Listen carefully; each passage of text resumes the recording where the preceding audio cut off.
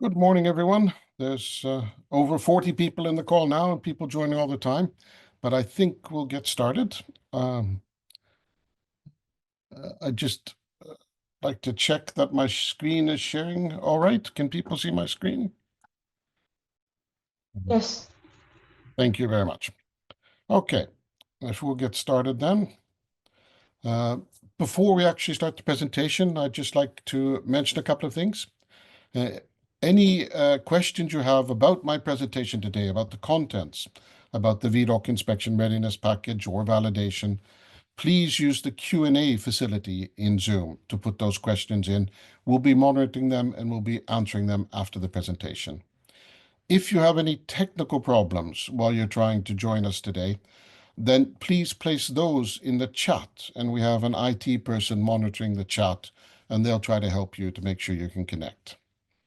The meeting will be recorded, and we will be making the recording available after the presentations. And also, all of the questions we receive, both from this morning's and this afternoon's sessions, we'll be compiling those into a document with the answers, and we'll be publishing those for you to see as well. So, moving on. Today, we want to talk about three things, really. The regulatory expectations. What do the authorities expect from you and from us with regards to clinical trials and computerized systems? Then we'll present what we've presented to you, or what we've produced, the Viedoc inspection readiness packet, to help you when you're being inspected by the authorities. And then very quickly go through what other responsibilities you have apart from the Viedoc inspection readiness packet. Okay, starting with regulatory expectations. The background I think we're all fairly familiar with. Today we've seen that more and more things are multinational. The pharma companies are multinational, the CROs, even small ones, are often active in many countries. All the vendors to the industry, they're usually multinational and using their products in different countries. And even the studies themselves, there are more and more multinational studies with sites in different countries. So we're very much a multinational industry nowadays. Now, the computerized systems you use, they have to comply with all of the international, but also all of the national requirements in the countries where the studies are being run. Normally, we talk about now the five major regulatory authorities. We have the traditional three, which we've talked about for the last 20 years or so, which is the FDA from the US, the EMA from Europe, and the PMDA from Japan. Now we normally also add the NMPA from China and the MHRA after Brexit from the UK. Now we're all very lucky in that these organizations cooperate quite a lot with each other, so that we've only really got one set of requirements, even though they're coming from different authorities in different countries. And one thing they all agree on is that the regulatory authorities, they expect to be able to review all relevant documentation about the systems you're using in your studies. Okay, so what are the basic responsibilities? Well, for sponsors, as we all know, as it's always been, from the regulatory point of view, the sponsor is always responsible for all aspects of a clinical trial, including the computerized systems being used. Now, with regards to service providers, and we're talking about people providing services such as CRO services, this has been documented both in GCP and in other guidelines for quite a long time, and we all know quite a lot about how we delegate duties and how we document that delegation to CROs. When it comes to computerized systems, the responsibilities haven't been quite as clear, although they're becoming clearer all the time. And sponsors are expected to understand and to be able to explain the development and validation of the systems they're using in their studies. So where can we find out more about this? Well, the regulatory expectations are documented in a number of guidelines. We have the new ICH E6 GCP revision 3, which was published yesterday. So it's very new, but it's already included in my presentation. It was released on the 6th of January, but the actual document turned up first yesterday. We've got the EMA guideline on computerized systems, electronic data, and clinical trials from 2023, which is also still very fresh. We have the FDA guidance on electronic systems, electronic records, and electronic signatures in clinical investigations that was released as a Q&A form just in October last year, so very, very new as well. The PMDA EDC management sheet has been around for a few years, but they released a new version of that in 2022, so it's also fairly fresh. And then there are other documents such as the JPMA guidance for EDC and the NMPA clinical trial EDC technology guideline that help us understand what are the expectations when using systems like Viedoc. So what does our new ICH guideline for GCP actually say? Well, the wording's been slightly modified, but it's still very, very similar to what we've seen in the older versions. And these quotes, they come directly from the new version. So it says the responsible party, which is, of course, the sponsor, is responsible for the validation status of the system throughout its life cycle. So this is a sponsor responsibility. They have to use validated systems. And the approach to validation of computerized systems should be based on a risk assessment. And they talk here about being sure that the system, how the system affects the well-being, rights, and safety of trial participants, and the reliability or data integrity of the trial results. The EMA guideline says something very, very similar. The responsible party, again, we're talking sponsor, should ensure that the systems used have been appropriately validated and demonstrated to meet the requirements defined in ICH E6. The responsible party may rely on validation documentation provided by the vendor. Now, this is an interesting and important point. So you, the sponsor, do not have to validate everything yourself.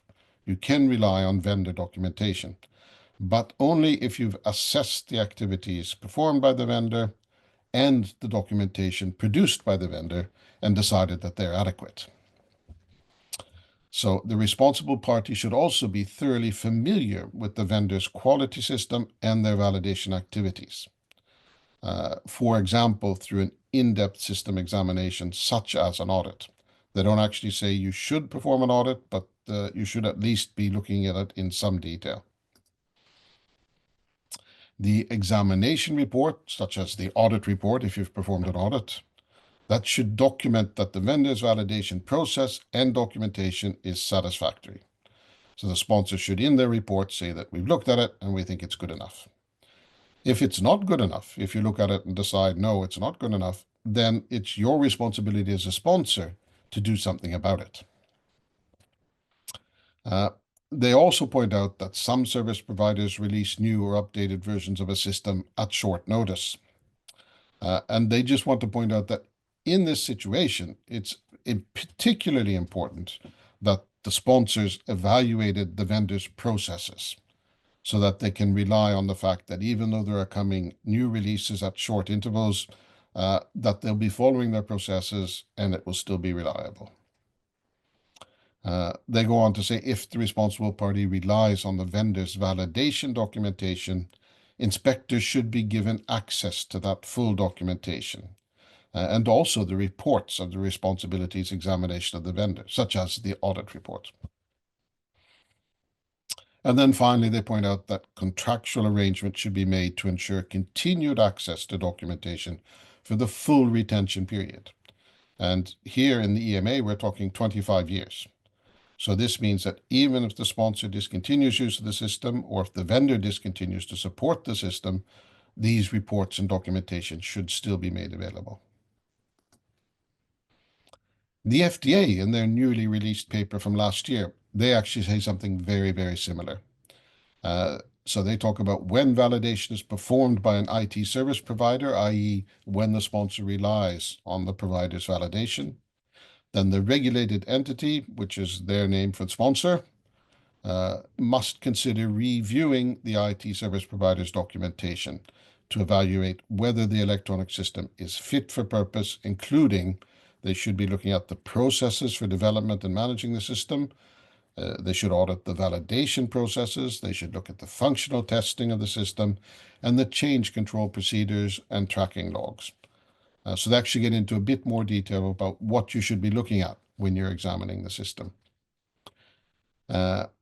And then if based on the sponsor's risk assessment, there we have the important reference to a risk assessment again, validation is conducted by or on behalf of a sponsor, that is, the sponsor relies on the vendor's validation, then the FDA may request the documentation of system validation during an inspection. So this is the same thing the EMA said, that if you decide to rely on the vendor's validation of the system, then that documentation has to be available for the inspectors to look at during an inspection. The PMDA, they don't get into quite as much detail, but in their EDC management sheet, if we look down to the bottom of the last paragraph, they do say that you should record the means and procedures for assuring the quality of data, which is pretty much the same sort of thing. It's just not as detailed. Okay, so what do we provide in the Viedoc inspection readiness packet? This is our way of making sure that you can fulfill these regulatory expectations, that when they come and knock on your door and ask for this information, you've got something to show them and you can explain to them how it works. Now, the Viedoc inspection readiness packet is released with every release of Viedoc, and it contains 10 documents, and I'll go through them very quickly here. We've got the user requirement specification, and we publish this in a format which is a structure consisting of 3 levels. We have epics, we have features, and we have user stories. Epics are an overall module that's part of the system. These are things such as the audit trail, the ePro, the medical coding, big chunks of functionality which are related to each other. Features is where you get into a little bit more the details, still at a clinical level that you can understand, but things like login and log out, queries in the system, email alerts, parts of the epics, you can say. And then the user stories, this is on an even more detailed level. This is the requirement that we've broken down and written for the programmers of the system, so that the programmers will understand exactly what it is they're expected to do. So this is normally on a more detailed level than what you would need to understand for running your study. Now, our URS contains all of the requirements for our releases from the initial Viedoc 4.0 right up to the latest release. So all requirements for all releases is included in this one document, which is updated for every new release. So every new release includes all the documents up to that time, or all the requirements up until that time. The traceability matrix, this is a similar document. It also includes information for all releases from Viedoc 4.0 up until the present. And it shows the exact testing performed on every requirement. So for every epic and every feature that's then broken down into user stories, we list the test cases for those user stories and the test results, as well as which release in Viedoc that functionality was first released in. So that information is up to date and included and covers all releases up until the present one. We also have a validation summary report. This is a release-specific document, so it's not all releases up until it's the present release, and it tells you the validation activities performed as part of that release. So the release process. And it includes a summary of the results for each of these validation activities. So we list the different activities and a summary of what the results of each validation phase was. The EDC management sheet is a release-specific document as well, but it's a bit different in that it also includes information about the 12 latest releases of Viedoc. So it's not only the latest release, but the 12 latest releases. Now, this document is required for submissions in Japan. It's not required in any other countries, but there are requirements that say you should keep track of your EDC system. And this is a document from Japan, which actually gives you a very good way of keeping track of it. We publish this for every release of Viedoc. It's available in VIRP if you download VIRP from Viedoc. In Japan, it's partially completed by us. We complete all the parts that are relevant to Viedoc. The CRO then has to add information that's relevant to their services as a CRO. And then finally, the sponsor needs to do the final completion of details that are relevant for the sponsor before it's submitted to the authorities. The EDC management sheet, as the title says, only applies to your EDC systems. JPMA in Japan have now released a clinical trial cloud system checklist, which is a similar sort of thing, but much shorter, which applies for any cloud system that you're using in your clinical trials. So we think this is also useful. Viedoc is a cloud system, so we also include this partially completed in every release package. So you can see the clinical trial cloud system checklist there as well. We also include the table of contents of the Viedoc quality management system. In every release, we list the QMS system and all of the documents we have, the revision, when they were released, etc. So this is available for every release. You can see a snapshot of our QMS at that time. We also mark additions and updates since the last release. They're marked in green, so you can see immediately which documents we've revised since the last release. We can also deliver you a valid list of our QMS contents for any date. So if you want, you can send us, for example, the date your clinical trial started, the date the clinical trial finished, and we can produce the two different table of contents and send them to you, so you can see exactly which procedures we were using when your trial studied and how that changed and what we were using at the end of your trial. We also have a document which is not really information from us to you. It's more sort of a reminder. The authorities expect you to document that you've checked every release and seen that, yes, we're up to date, we're following the regulations, we followed our procedures, and how it affects your study. And normally, when we perform a new release, you'll look at it and you'll say it doesn't affect your study, because that's one of the goals we have, is that in a new release, ongoing studies will not be affected. So it'll be a very short document, but the authorities will expect to see this information. They'll expect to see that you have evaluated each release. And so we've just included a template that you can use. A lot of sponsors already have their own document that they use to document this information. But just a reminder to you that you should look at our release and you should document how your study is affected by the release, which presumably it won't be in almost all cases. We also have a VIRP introduction, which is basically a lot of the same information I'm telling you right now, but in more detail. So you can read that to find out even more about the Viedoc inspection readiness packet. And we have, for each release, the release notes and the release certificate for that release. So these are release-specific documents. And the release notes details new functionality, bug fixes, etc. in the release. And the release certificate certifies that we've followed our internal procedures, including the validation activities. You can also find the release notes and the release certificate for every release for Viedoc on our website. There we keep from 4.0 right up to the present day, the latest release. So if there's any specific versions you're interested in, for example, the versions of Viedoc you used in your trial, you can download the release notes and release certificate for every version you used from our website. There's other information which is also always available from Viedoc. That includes our service level agreement, which gets into information about how we deliver this service to you. Viedoc, as we mentioned, is a cloud-based system, software as a service, it's also called. It's delivered over the internet, but it's delivered using encrypted communications. So nobody can intercept and see what's going on in Viedoc because it's all encrypted. Users are logged out after a period of inactivity. If they don't do anything for a few minutes, then they're logged out of the system. We don't store data permanently on the client computers. So on your users' computers, we're not storing data that then has to be transferred.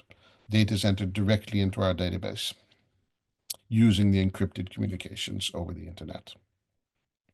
You can check the status of our system and service delivery at all times on status.viedoc.com. Just go there and you can see what's happening. And this shows the integrity and the availability of the service 365 days a year, 24 hours a day. So it's continually monitored and continually reported on status.viedoc.com. The service level agreement also includes information about customer support and end user support. We have the Viedoc data processing agreement. This states that we undertake to only process personal data in accordance with instructions from you, the customer. We also assist you in fulfilling all legal obligations, both with regards to regulatory inspections and data privacy processes. Occasionally, we'll get requests from a data subject or from an authority or from someone else for information about data processing in one of our studies. We always refer those requests to you because you're the data controller, we're just a data processor, and all requests need to go through the data controller. So we'll not be answering or sending any information out without you knowing about it, without you being in charge. All of our own suppliers, we ensure that all of the sub-processors that we use are bound by the same obligations. So we're liable for all of our sub-processors. We make sure they follow the same rules that we follow. Also, we do not transfer any data outside of your chosen region. So if you've chosen the European service to run your study, all the data stays in the EU. If you've chosen the Chinese service, then all the data stays in China. It's the same is true with the Japanese servers and with the US servers. Where you're running your study, that's where the data is. With regards to information security, we have been certified, ISO 27001 certified.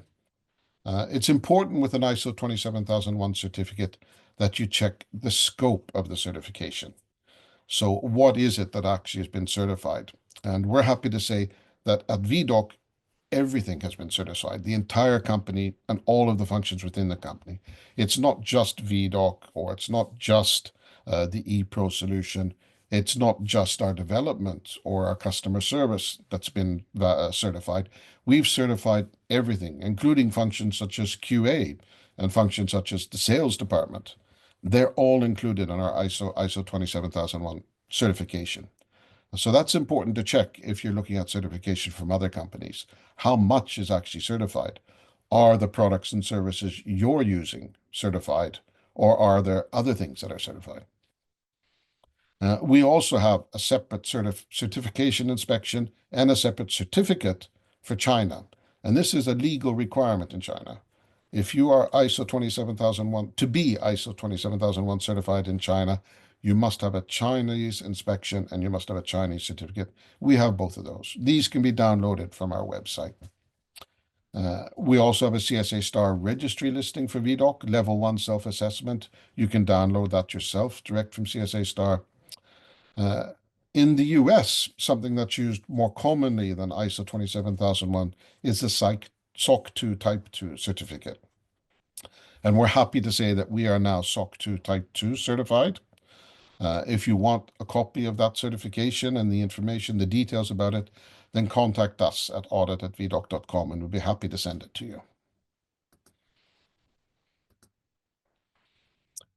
Okay, and then finally, audits of Viedoc. As we pointed out, the authorities think you should know who your suppliers are and you should understand how they work. We support document review audits. We'll give you remote access to our QMS and you can read through the documentation and send us questions, either instead of an audit or in advance of an audit. We support both on-site and online audits where we'll show you everything about our operations. You can interview people. We can show you information, detailed information from our development database. We have a global QA department, which gives you one point of contact for all aspects and for all customers. If you send something to audit@viedoc.com, you know it'll be answered by someone. We support on-site audits at any of our sites, although I must admit this is becoming rare. We had very few on-site audits last year. But we support them if you want to come to one of our sites. There are also independent third-party reports available. These are often more detailed and a longer audit than what you would perform yourself. But obviously, they're a general audit. They're looking at overall aspects of the way we work. And they can be an alternative for you auditing us yourselves, or they can be a starting point.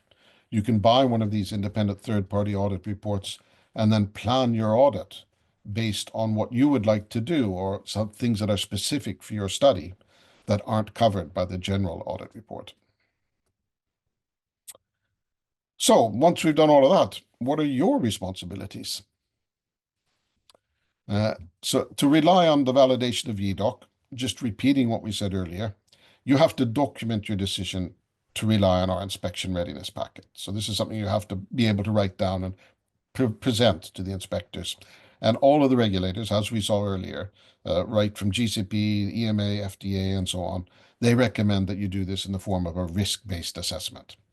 And here are the actual quotes from each of the regulatory documents. I think we've already read through all of these. But just to point it out again, risk-based assessment. And you must not just have done a risk-based assessment, you must be able to show that you understand both our QMS and our validation activities. These statements come from the EMA guideline, but they also echo the expectations from the other authorities. So you should be thoroughly familiar with our quality system and validation activities. So if the inspector asks you a question, you should be able to answer. You shouldn't be saying, oh, just a minute, we'll let you talk to our vendor. You should be able to answer yourself. Your examination should be performed by qualified staff, and you should spend sufficient time on it. So send someone who understands computerized systems to audit us, and they should spend enough time to be able to do a proper risk-based assessment. And you should go deeply enough into the different activities, obviously, so that you know and understand what it is we're doing. Your report should document the validation process and also document that you think it's satisfactory. And then finally, the responsible party, or where applicable, the service provider performing the examination, should have a detailed understanding of the validation documentation. So the service provider here, they're talking about CRO. So if a sponsor has delegated to a CRO to perform this risk-based assessment, then the CRO should be able to explain all of this. So another thing to remember is that there are two validations. There's the study configuration, and that's your responsibility. Viedoc is adapted to individual studies by configuring already validated functionality. So you don't have to revalidate Viedoc just because you configure it for a study, but you do have to ensure once you've set up your study that it is in compliance with your study protocol, because that's what the study configuration is. It's an adaptation of Viedoc to your study protocol. Also, if you make changes to the study configuration, for example, because of a protocol amendment, then you have to evaluate how much revalidation is necessary. And that depends, of course, on the type of change you're making. What responsibilities do Viedoc have? Well, we produce new versions of Viedoc approximately 7 to 8 times a year, usually once every 6 weeks or so. And it's our responsibility to fully validate every new version before we release it. We also say that all new releases will be 100% backwards compatible, which means that a new release should never require you to change anything in your study setup. Once you've performed your study setup and you validated it, it should still be the same even after we make a new release. And the same with new functionality. When we release new functionality, for ongoing trials, it should always be disabled by default. So this means that you don't get new functionality all of a sudden popping up in the middle of your trial, which would require people to be trained, obviously. End of the study. When using Viedoc, which is a multi-tenanted cloud solution, or similar computerized systems, the nature of decommissioning changes. Instead of decommissioning the system at the end of the trial, what you're doing is you're actually decommissioning the trial. That is, you're removing it from the system at the end of the trial. And to do that, you have to download all the study data and metadata for archiving. And you should be following a risk-based approach to document what you're going to do, what you're going to download, and how you're going to archive it. Our recommendation is that you archive multiple formats of the data, has a risk mitigation. Basically, all of the formats supported by Viedoc. And we have more information about that in our e-learning. Okay, very quickly, a lot of the systems you use nowadays in clinical trials will be similar to Viedoc in that they'll be multi-tenanted cloud solutions. And we've developed our methodology to try to help you ensure that nothing goes wrong in your studies. What should you be looking for in the other systems you're using? And I think some of the main things to remember is that you should avoid customer-specific software. That is, they shouldn't be writing new software for you for every study. You should avoid new functionality just turning up in the middle of a release while your study's running. You should ensure that it's always backwards compatible so that you don't get things changing in the middle of your study that require new configuration or new setup. And also something I haven't talked about in detail, but we can talk about separately, is edit checks. Viedoc edit checks are sandboxed, which means that there's no way you can use an edit check to change your study data or to change the actual program, Viedoc. But edit checks, the only thing they can do is calculate based on the data and create derived variables. But if you've got a system that is breaking any of these rules, then the risk that you have as a customer is that you will then need to validate that system yourself and revalidate it every time there's a new release. Okay, I've gone a minute over time. I hope you'll forgive me for that. But if you or any of your customers have questions about Viedoc or about inspections, if you're being inspected, then let us know. Just reach out to us at QA and we'll be happy to help you. And just to repeat, all your VIRP-related questions, all questions about this presentation, put them in the Q&A and we'll address them right now. The recording from the meeting and the questions and answers will be made available after. Okay, question time. Do we have any questions, Yupe? Yes. All right. I'm going to start with the very first question. I believe everyone is interested. So we'll have someone ask, what is the inspection experience when do we have any customer that actually have used the VIRP and under the inspection, and what is the outcome? Do you have any experience to share for that one? Yes. Yeah. We have, to start by saying, we have many customers who are inspected each year. Some of them, not all of them, well, we don't know, but some of them let us know in advance and say, and we always make ourselves available so we can support you in an inspection. We can be available to answer emails you send us, or even if the inspectors want to talk to us themselves, we can make ourselves available in a webinar. So let us know when you're being inspected. We're happy to help. And we've had customers who've been inspected, who've used VIRP. We know they've used VIRP. They've told us about it afterwards. And they've told us that the inspectors were satisfied and that there were no findings on either them or on Viedoc as a result of the inspection. And just as a secondary, I've actually spoken to an inspector who I did not know was one of the people who'd inspected us. I was talking to him on a totally different grounds, talking about a different subject. But he just happened to mention that, oh, by the way, I inspected a CRO that was using Viedoc. And he really liked the VIRP, and he said it was the best inspection he'd had of an EDC system. So we know that VIRP is appreciated not only by you, our customers, but also by the authorities. If you show it to them, it gives them a lot of the information that they're looking for. Next question. Okay, another question that is related to VIRP. So there are a lot of documents in the VIRP, and the general question would be, what would be the best way for new people who never used the VIRP before? How would you suggest them to start? Which document they should start off with? I think the best thing to do would be to start off with the VIRP introduction. So sort of a lot of what I've said today, but in a little bit more detail, and just to help you navigate between the different documents. The others, like the URS and the traceability matrix, we're talking about hundreds of pages of documentation, and they're in table form. There's not a lot of information, so that's only really used when you're tracking something down. If you want to look at, for example, audit trail, how's the audit trail broken down into which features, into which user stories, how have they been tested?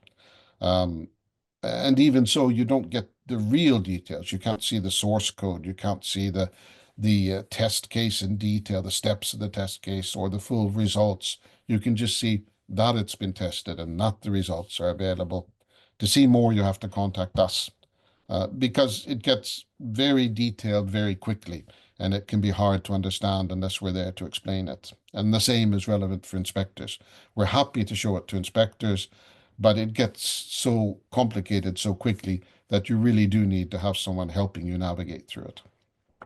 And we're happy to show that in audits as well. So it's just let us know. And then other documents, like I say, the acknowledgement form, you should look through the release notes for each new release. You should do an assessment. Is this going to affect our study? And hopefully, in almost all cases, the answer will be no. And then you just write a short one-page document saying, we looked at the release. It's not going to affect our study. And you put that in the study binder. And then you're done for that release. Okay. Yes. Are you ready for next question, Alan? Yes, fire away. All right. Next question is related to the new releases. Since I mentioned many releases or like multiple releases per year. So we have a general question here asking, let's say, would we provide training for this new released functionality and how that would be? Yes. For new functionality, when we release it, we always, the e-learning in Viedoc is always updated at the time of the release and includes documentation, user documentation about the new functionality. And for any significant new functionality, we also provide video training, which is also included in the e-learning at the time of the release. We also provide a walkthrough, normally a video walkthrough of each new release, which you can go through as a customer just to see, well, what are the new functions, and perform the assessment. Are they going to affect me? Sometimes you might see a new function that, okay, you're not using it in a study, but you would like to. And so that's something you can then perform an assessment of. Do we want to use it in an ongoing study? Do we want to retrain our users? Maybe it's easy to retrain them. Or do we want to use it in our next study? So, but this is something you can do as a user. If I don't answer with enough detail, then just put it back into the Q&A and we'll look at it again. Yeah, I think here we actually have a pop-up. I think what you answered is correct, and we have a relevant question related to that one. I will just bring that one up. So we have a question that asks, do we need any assessment for each new version per study, or is it enough with one overall assessment? I think you need to perform the detailed assessment and the risk-based assessment we talked about earlier that the authorities expect for us as a vendor and for Viedoc as a system before you start using it, just to say, well, we've looked at it, we've decided that Viedoc is a serious vendor, they've got the right procedures, they've got the necessary documentation, we're going to rely on their validation activities and validation documentation. That only has to be done once. So this is the sort of the full assessment. But then for each new release, as I talked about, you have to do the mini assessment, which is really just looking at it. Does this release affect our study? And as I say, the results will almost always be, no, it doesn't. And then you write a one-page summary saying, we looked at the release notes, we're not affected. And then you put that in the study binder. So that's the mini assessment, I guess you could say, for each release. I hope that one is definitely helpful. Otherwise, we will document the answer one more time and send it to the audits. And we actually have another one that is also related to new releases. Yeah. Here we have audience would like to have one example where the new release did affect a study, and the question was asked because for the understanding from this audit, most of the new functions are turned off from Viedoc. So it'd be nice to know an example. Yeah, we do have a few small things that we don't turn off by default. But these are the sort of things, for example, when we found spelling mistakes, we correct the spelling mistake and then the proper spelling turns up even in ongoing studies, but that normally doesn't bother anyone. And the other thing that I can think of offhand is export capabilities. Every now and then we'll add a new export possibility or a new filter in an export, so you can look at new ways of exporting things. Normally we add those even for ongoing studies because it's not the sort of thing you need a lot of training for. and it's something that everyone will appreciate, that it's available straight away. But anything that might require retraining or anything that might change the way the system looks in detail, so that when it logs on, you're sort of, wow, where am I now? We won't allow that. That'll be disabled by default. I hope that answers the question. Otherwise, please ask it back again. Well, we have actually a lot of questions related to new release, and that's actually good. One more question related to release. I will have to choose some other category later. One more question related to the new release. That is, for new release, how much is it retested? Okay. And what? Yeah. Sorry. Together with the same question, how that is documented? Yeah. Okay. Yeah, there's retesting at different levels. As a part of every program, the programmer writes their own self-test, a unit test, we call it. Now, unit tests, so every piece of software code has a unit test. Now, all unit tests are rerun every day. So we're not talking about just once per release. We're talking about every 24 hours, at least once a day, we rerun all unit tests so that we know that all of you Viedoc is tested on that level every single day. And then the next level is we have regression testing as part of the release process as well. We call it our performance qualification, where we go through and we use Viedoc in the same way that you will use it in a study when you're running a trial. And we rerun that testing for every new release as well, just to ensure that we've not broken something that looks like it'll work on a program level, but when you get into a real live trial, it all of a sudden doesn't work anymore. So that's something we also test on every release. We document the unit tests. As I say, if you don't pass a unit test, then it's not released. So that's documented by default that you have to pass all of your unit tests. The performance qualification, we document that in detail, and we put that also, if you don't pass performance qualification, you're not allowed to make a release. So you have to pass the regression testing. And summaries of the testing, both the unit testing and the PQ and the other validation activities we perform, is in the validation summary report, which is a part of VIRP. So you can go in there and read exactly what the testing was and how it went for that particular release. I think that is helpful, definitely, to me. Okay, I'm gonna select another question that is about Viedoc, actually, as a company. Has Viedoc ever been inspected, and what is the outcome? Yeah, that's easy to answer. No, we've never been inspected. But so the outcome, well, obviously we've not passed, but we've not failed either because we've never been inspected. But a lot of our customers have been inspected, as I mentioned earlier. And these inspections that we have one customer, for example, that's inspected every year by the FDA and has been for the last 10 years. And they always notify us before an inspection. We're always put on standby. Once or twice in the early days, 10 years ago, we got an email with questions from the inspectors. Now we never do. They pass the inspection every year. There are never any findings or questions from the inspectors for us. So, and these early questions we received 10 years ago, that was before we released the Viedoc inspection readiness packet. So since then, I don't think we received any questions. So, yeah, it's gone very well for us in the inspections. Okay, good. And we only have 1 minute left, and I don't say there is any easy answers to some of the questions. I think we better save the time and write to them later with detailed answers. Yeah, so maybe I can just repeat that we will be publishing all of the questions, even the ones we didn't manage to answer live, and answers to those questions, and we'll be making them available to all of you. Okay, thank you very much for today, everyone. Thank you.